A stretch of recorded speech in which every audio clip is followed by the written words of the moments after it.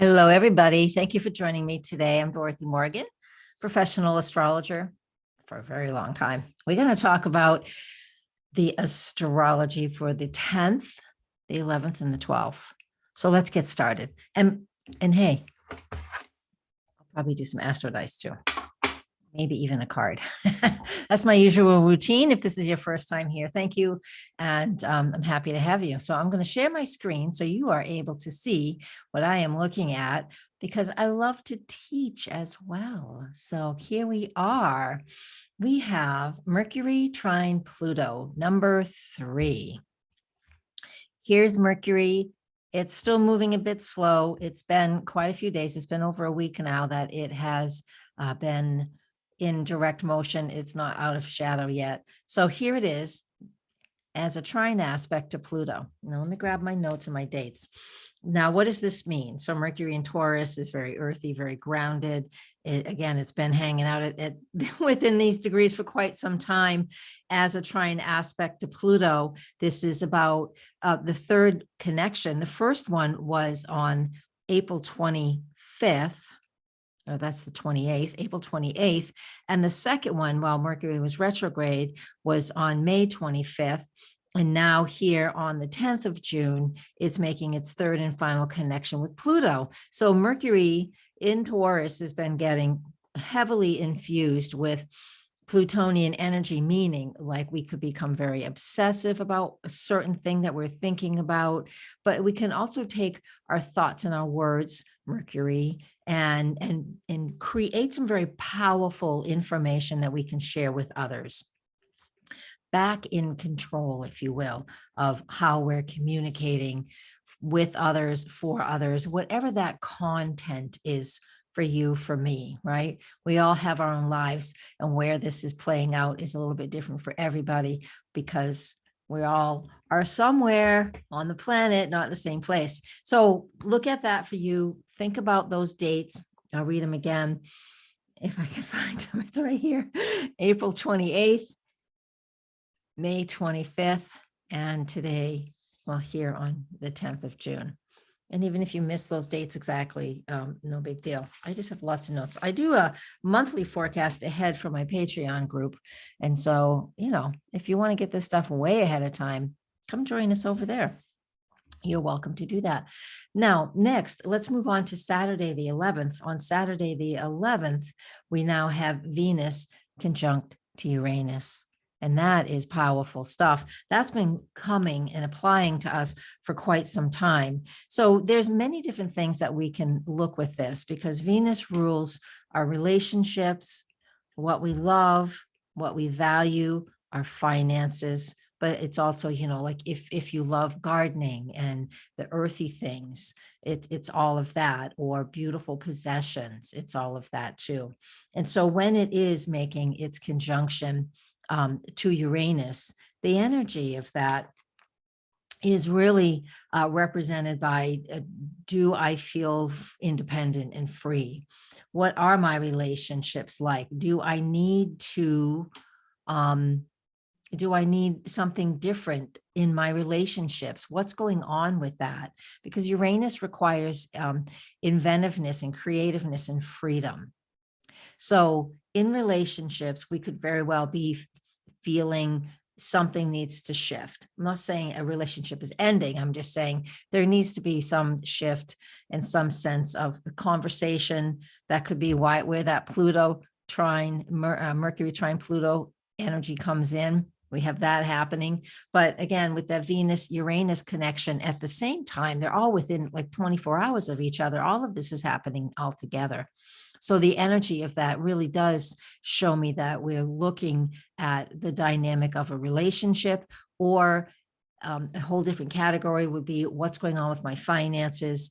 Am I earning enough? Do I want to get more money? Do I want to change my job? That type of security is what we're looking at when we have Venus-Uranus in Taurus making that conjunction. The lunar north node is really close there too. So a lot of people are really seeing the world differently than we used to. So there is a lot of changes happening in that regard too. In just a few hours, this is like at 7 p.m.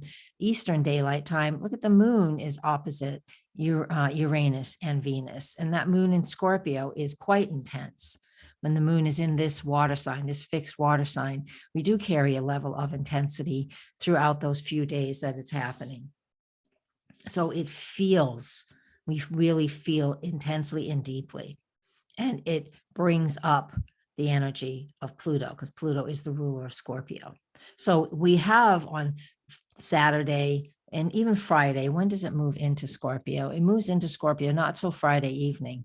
But we still have it. So at the time Mercury and Pluto are exact, the moon's in Scorpio. And then the next day here on the 11th, Venus, Uranus conjunct in Taurus, with the moon in an opposition later in the evening. This is definitely an important weekend to look at how you are staying or becoming more focused on those things that I've already talked about. All right. What's going on the next day? We'll just have to animate this because I don't have anything specifically going on for Sunday. And let's just pop this up and make it, I don't know. Let's go to noon. Let's just get back to the middle of the day. Here we are, approximately noontime. So what do we have going on here? Well, Mercury is at the 29th degree of Taurus on this day. And then the moon will be coming to make an opposition to that Mercury in Taurus. And so when does that happen? I'm going to look on my calendar here. My ephemeris. Moon opposite Mercury is at 5:40 p.m. on Sunday. So Sunday, there is also, with the moon still in Scorpio, moving through that sign, gives us another level of emotional intensity and where it is that we want to take something to a deeper level. So that's what we're focusing on for the whole weekend. I'm going to stop my share. I hope that share worked. I didn't even look to see if it was. Oh, well. So find some time over this weekend, just, get out on the water, spend some time, just, if you want, in some important conversations. If you don't want to, you don't have to. I'm just letting you know what's present and you're able to use it if you like. I've just got the full moon forecast out last evening. This is coming up first thing on Friday morning. And I've done like 3 videos today. So you guys haven't changed. That is my birthday tomorrow, the 10th. So that's when you can tell when I'm recording this, because it'll be posted on the 9th, but you won't get to see it until the 10th. And I want a couple days off. I'm going to go kayaking. All right. I am rolling the dice. Ooh. So the Astro Dice, if you're new to these are fabulous. You can get them online. Don't spend $50 on them. You can get them for 10 or 20. You don't have to get the tin. It's just 3 dice with the planets, the signs, and the houses. All right. On each one, you roll them, what comes up. And that's the answer. So the way I use them here, if you don't know, is we just do a little extra message from spirit. Or if you actually have your own personal question in your mind, I'm going to give you what it's telling us. Okay. So the extra message from spirit, I actually rolled Mars in Scorpio, which it's the co-ruler of Scorpio. So it's happy in that sign, not where it is in the sky. It's the roll of these dice.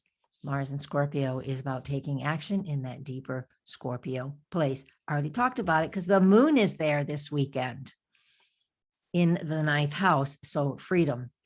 And that's so Sagittarius. And we have a Sagittarius full moon coming up.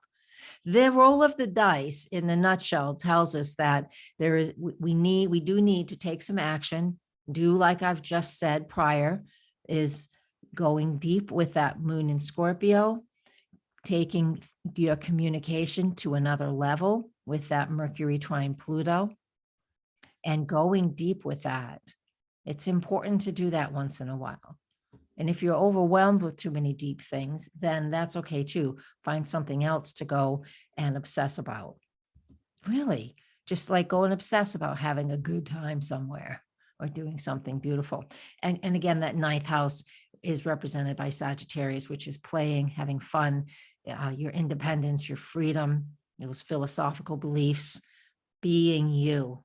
Mars in Scorpio in the 9th house, taking steps towards what it is that is important to you, that you've been maybe even obsessing about, but not taking action on. And it's asking us to do that. Good. Let's do some cards while I'm shuffling. My website, DorothyMorganAstrologer.com. Been around for decades, so I'm not a newbie. You'll get some experience if you want to come and work with me. Not an amateur. What do the cards say today? These cards are great. They're very earthy. They're very, they're just down to earth. Native spirit deck. It's beautiful. And so lately they've been calling the tribe, oh, freedom horse. So Sagittarius. This goes with the full moon. The full moon's on the 14th. Again, that forecast is already up. Freedom horse. That's exactly what you expect it to be. Horses are represented by Sagittarius, and the sense of freedom is Sagittarius energy as well. So this is really asking us to step up, to play, to have fun, to get out there, to find your sense of freedom and that independence that we've been looking for such a long time. Because, a lot of people have really been restricted. Find your freedom, whatever that looks like to you. That's what the weekend is about. We got some serious stuff with the Scorpio. However, the other energies are about, if we really do some deep dives, that it's amazing by how much freedom you can feel when there's a deep dive, which is the Scorpio moon this weekend, and brings things to the surface. So then we're able to process and release. And just think about how much, sometimes we think about how much we've been through on a weekend with this much Scorpio in the sky, how much we've been through and how we've gotten to the other side of it. There's always so much more. So I'm going to leave us with that. Thank you guys very much. Have a great weekend. And thank you for the birthday wishes. So there's a lot of them coming in already. Yeah, 62. Woo-hoo, here I come. Wow, I don't know how that happened so fast. Blessings, everybody. Namaste.